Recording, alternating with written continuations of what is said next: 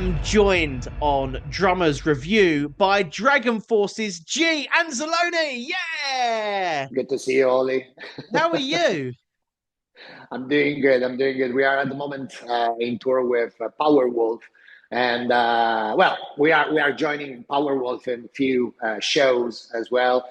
We are doing like our own tour headlining shows as well, like sharing the stage with Powerwolf is in part of the year tour, and we are doing festivals as well. So it's like a big summer season together with Wow. festivals and shows. So it's longer like a month. So yeah, we are I mean, doing really, really good. the weather at the moment is brutal, but also Dragonforce's speed is equally as brutal.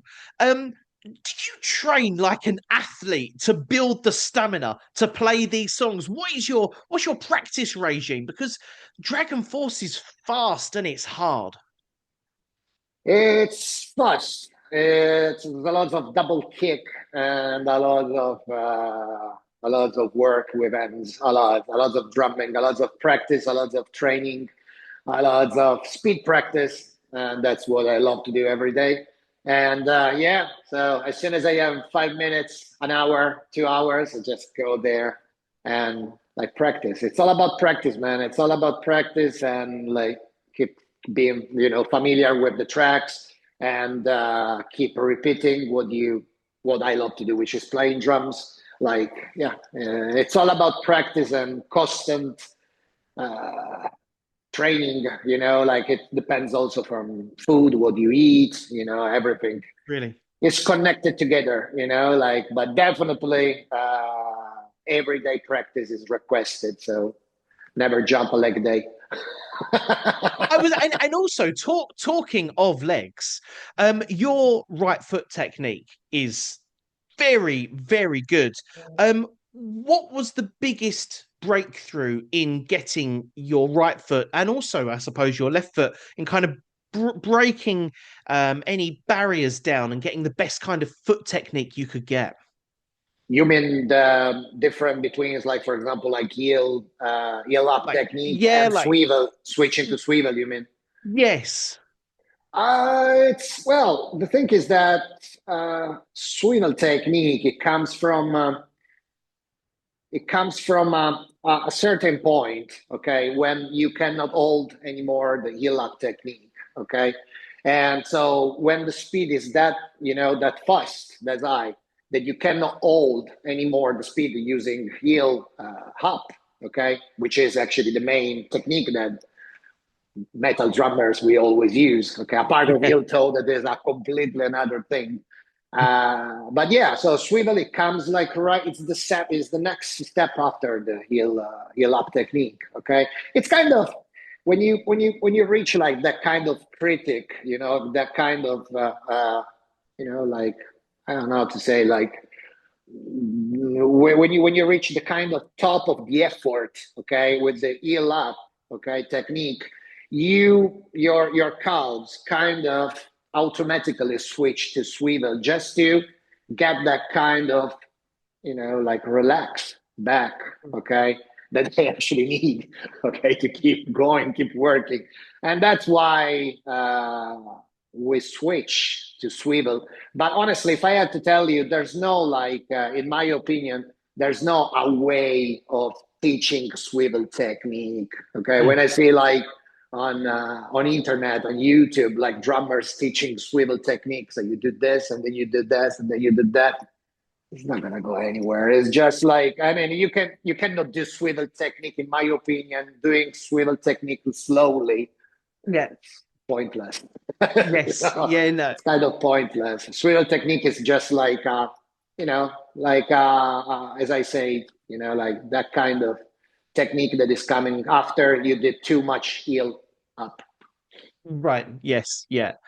Um, Dragon Force is obviously known for its higher energy performances, and G, you are always somebody that just looks like when you're on stage, you're having the best time ever. It's constant smiles between you and the rest of the guys in the band. Is showmanship something that comes naturally to you, or do you just feel that passion of drums running through your blood whenever you're behind a kit?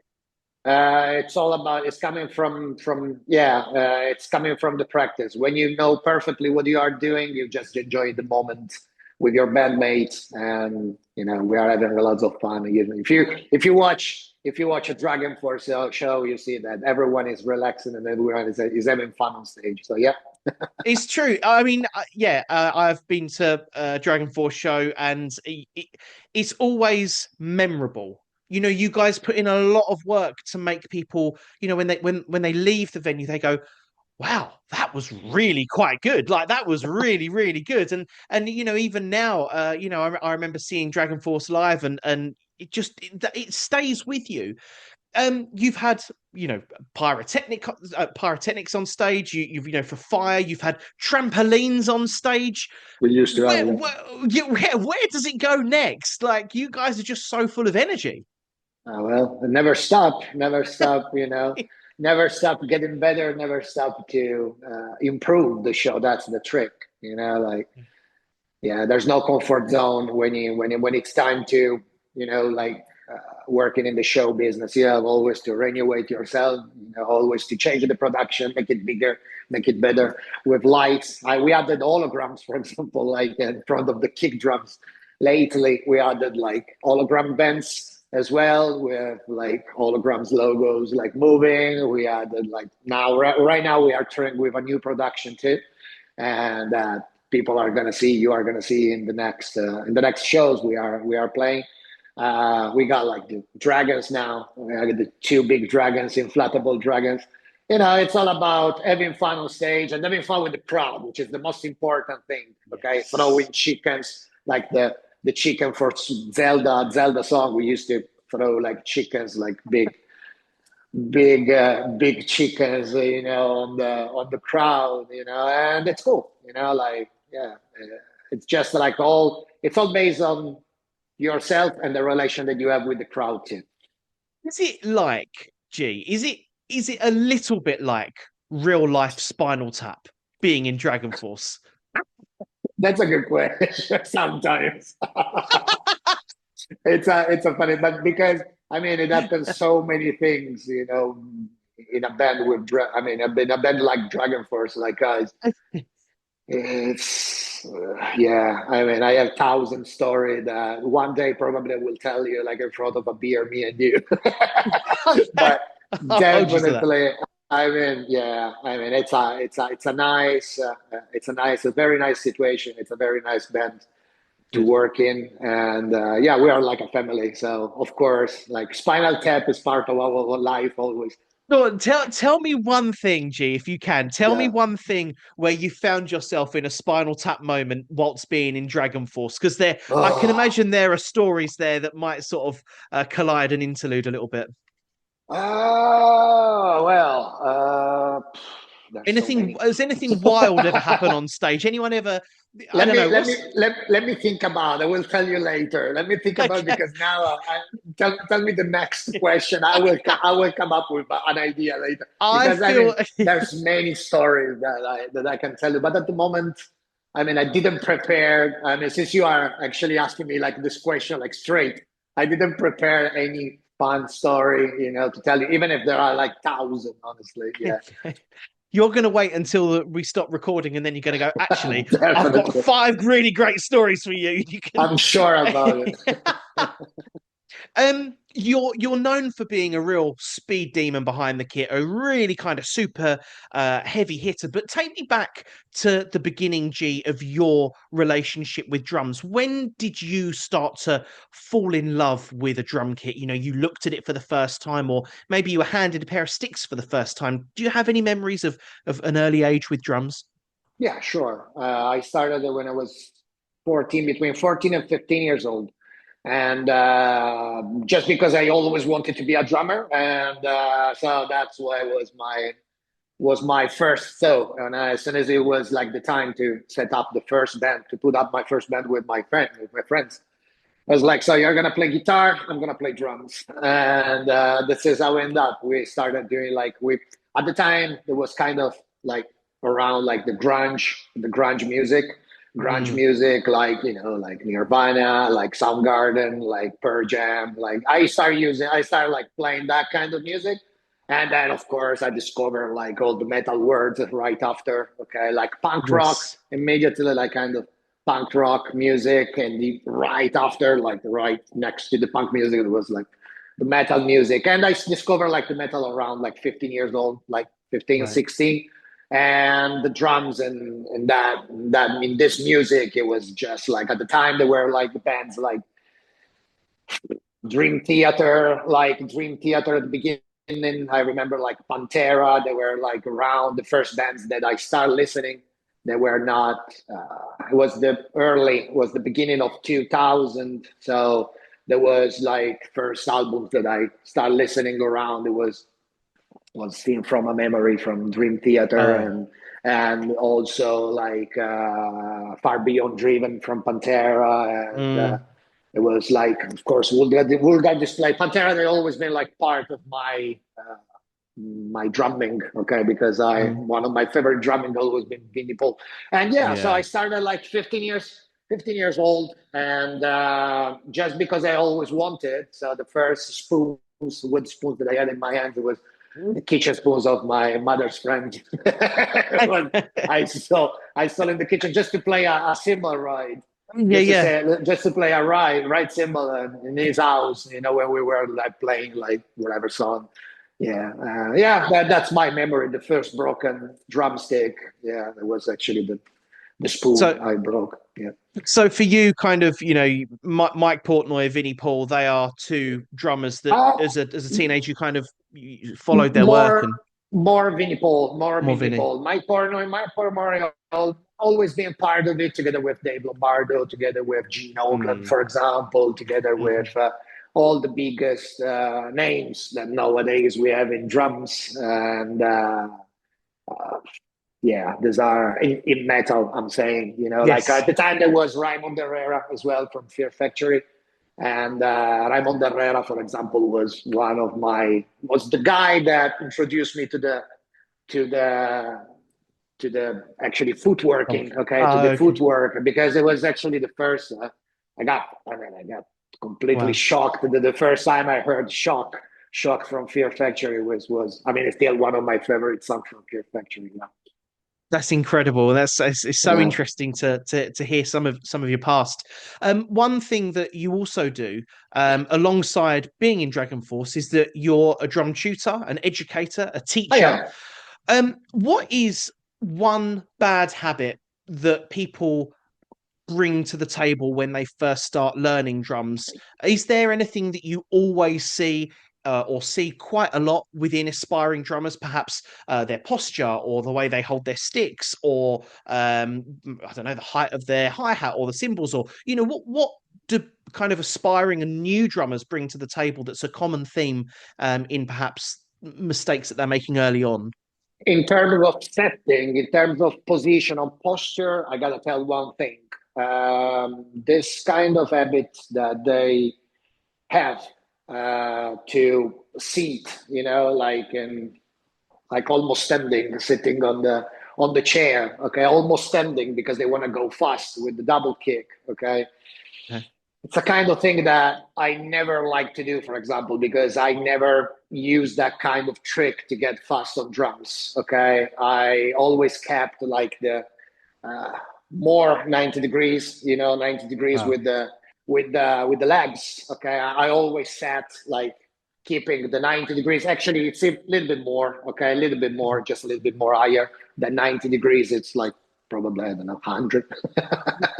you know but I always kept that kind of position, and to improve the speed I always try to push as much as possible.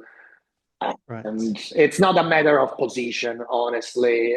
When I see like this drummer pretty much standing on drums, okay, I'm like, I mean, if it's like a student of mine, I would say like, yeah, sit, put the seat a little Yeah, bit down, okay, and try to push a little bit more with your legs, okay.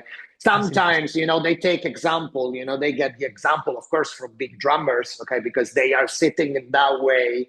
That means that I have to imitate him and sitting in this way too if I want go fast in the same way as he does.